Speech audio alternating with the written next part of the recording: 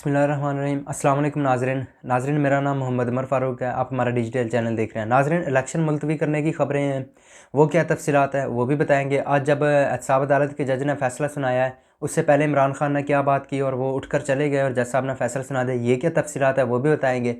इमरान खान के लिए बढ़ती हुई मुश्किलात ये हैं कि जो इस्लामाबाद हाई कोर्ट से भी उनको रिलीफ मिलना ख़त्म हो गया है, वो क्या चीज़ें हैं, वो तफसीलात है वो भी बताएंगे। और 8 फरवरी से हो सकता है पहले 1-2 और केस है उनका भी फ़ैसला आ जाए, उसमें भी सज़ा हो जाए। तो ये सारी तफसीलात हम आपके साथ आज इसी वीडियो में शेयर करेंगे। नाज़रीन, जो एहतसाब जो इलेक्शन मुलतवी करने की ख़बरें हैं वो ये है कि जो सुप्रीम कोर्ट जिन हल्कों में इलेक्शन के जो हुक्म दे चुकी है कि इन उम्मीदवारों को इलेक्शन लड़ने दिया जाए और इनके जो है ना नाम बैलेट पेपर पर आए और छापे जाएँ, तो उसके मुतालिक जो है वो इलेक्शन कमीशन ने दोबारा वो हल्कों के बैलेट पेपर छापने का फ़ैसला किया है। और हो सकता है, शायद इम्कान ज़ाहिर किया जा रहा है कि उन हल्कों में इलेक्शन मुलतवी भी हो सकता है, कुछ रोज़ के लिए होगा, ज़्यादा नहीं होगा। तो जो पीटीआई का आज अफसोसनाक वाक़या हुआ कि जो NA-22 से उम्मीदवार थे, रेहान ज़ेब, उनका कत्ल हुआ है और वहाँ पे भी इलेक्शन कमीशन ने जो है इलेक्शन मुलतवी कर दी हैं।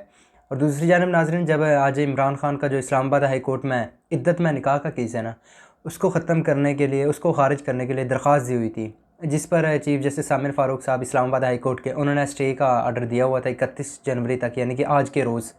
तो वो स्टे उन्होंने आज ख़त्म कर दिया और दरख्वास्त को ख़ारिज कर दिया, ये कह कर के मातहत अदलिया ने, जो मातहत अदालत है, उन्होंने फ़र्द जुर्म आयद कर दिया है। तो फ़र्द जुर्म आयद होने के बाद तो अब वो जो उस अदलिया के फ़ैसले हैं उस काम में मुदाखलत नहीं कर सकते हैं।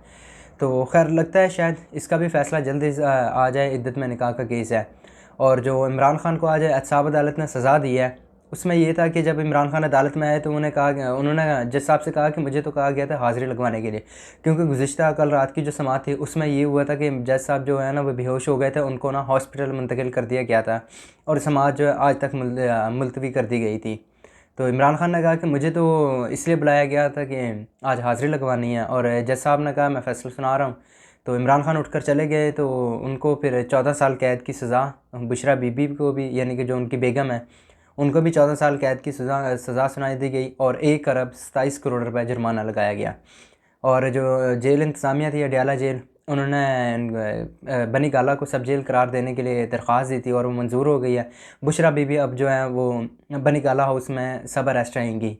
तो ये नाज़रीन उस की अपडेट्स थी, क्योंकि इमरान खान का कल भी जो जेल ट्रायल था इस्लामाबाद हाई कोर्ट में एहतसाब अदालत का, तो वो भी कलअदम उसकी भी दरख्वास्त कल मंजूर नहीं हुई थी, ख़ारिज हो गई थी, आज भी हो गई थी ये ख़ारिज।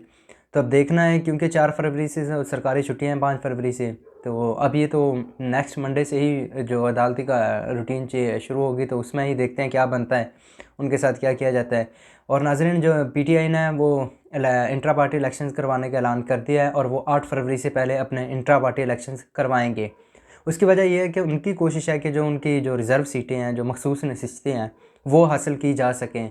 और जो रऊफ़ हसन साहब हैं, वो चीफ़ इलेक्शन कमिश्नर मुकर्रर हैं पीटीआई के इंट्रा पार्टी इंतखाबात के लिए। तो ये देखते हैं अब 8 फरवरी से पहले कैसे होते हैं, कहाँ होते हैं, उसकी डिटेल्स भी उन्होंने डिजिटल भी हो सकते हैं। तो क्योंकि आज इस्लामाबाद में जो उनका मरकज़ी जो था सेक्रेटेरिएट, उसको पुलिस ने बंद कर दिया था। देखते हैं वो ऑनलाइन करते हैं या किसी और मकाम पर करते हैं, लेकिन उन्होंने 8 फरवरी से पहले करने हैं, और क्योंकि मखसूस नशिस्तें हैं जो वो भी हासिल करनी है, तो इसलिए कोशिश तो होगी उनकी कि 8 फरवरी से पहले करवाएं और जो उनका इंतखाबी निशान है बैट, वो सिंबल वापस लें। तो नाज़रीन, ये अभी तक की अपडेट्स हैं, उम्मीद करते हैं। और एक और बात कि जो इमरान खान के कुछ अहम केसेस का फ़ैसला शायद आ सकता है, कंफर्म नहीं है, शायद आ सकता है। जो 190 मिलियन पाउंड केस है और जो अलकादर ट्रस्ट केस है, उसका भी हो सकता है कि फ़ैसला आ सकता है। तो ये भी जितनी अपडेट्स होंगी हम आपके साथ शेयर करेंगे। अभी के लिए इतना ही। अल्लाह हाफ़िज़।